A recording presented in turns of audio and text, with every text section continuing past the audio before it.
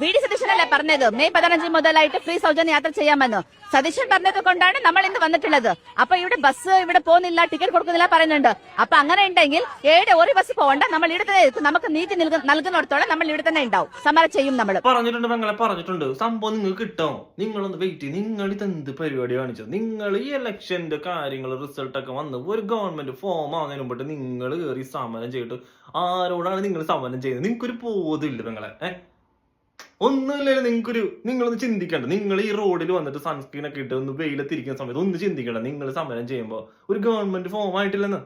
ഇപ്പോഴും പിണറായി വിജയനാണ് കാവൽ മുഖ്യമന്ത്രി. വി.ഡി. സതീശൻ ഇതുവരെ സീറ്റിലിരുന്നിട്ടില്ല. നിങ്ങൾക്ക് ഫ്രീ കിട്ടാൻ വേണ്ടി നിങ്ങൾ ഈ 15-ാം ഡേറ്റും പറഞ്ഞിട്ട് ഇങ്ങനെ വന്ന് നടുറോടി ഇരിക്കുകയാണ്. എന്തൊരു കഷ്ടം എന്ന് പറഞ്ഞാൽ നിങ്ങൾ ചിന്തിച്ചു നോക്ക്. നിങ്ങളുടെ ടോപ്പ് മാനേജ്മെന്റ് നിങ്ങളെ പറഞ്ഞു വിടുമ്പോൾ അവന്മാരുടെ നിങ്ങൾക്കൊന്ന് ചിരിച്ച് ക്വസ്റ്റ്യൻ ചോദിക്കണ്ടേ? അടുത്തോട്ട സമരത്തിന് ഇറങ്ങുമ്പോൾ ചോദിക്കണേ, എന്തിനാണ് ഞങ്ങൾ പോകുന്നത്? ഞങ്ങളെ പറഞ്ഞു വിടുമ്പോൾ ഏത് സമരം, എന്ത് സമരം, എന്തിനു വേണ്ടി അറ്റ്ലീസ്റ്റ് ചോദിക്കുക. എന്നിട്ട് വന്നിട്ട് ഇങ്ങനെ റോഡിൽ ഇരിക്കുക. മനസ്സിലായി? അല്ലെങ്കിൽ ഇതുപോലെ ഇങ്ങനെ നടുറോടി ഇരുന്ന് വെയിൽ കൊണ്ടാകാതെ ഒരു ഗുണം ഉണ്ടാവുന്ന എനിക്ക് കാര്യം പറയല്ലോ.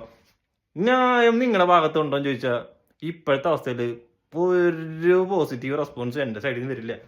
കാരണം നിങ്ങൾ ഈ കാണിക്കുന്നത് ചിന്തിച്ചു നോക്ക്. നിങ്ങൾ ചെയ്യുന്നത് ഇല്ലാത്ത ഗവൺമെന്റിനെതിരെ സമരം ചെയ്യാണ്.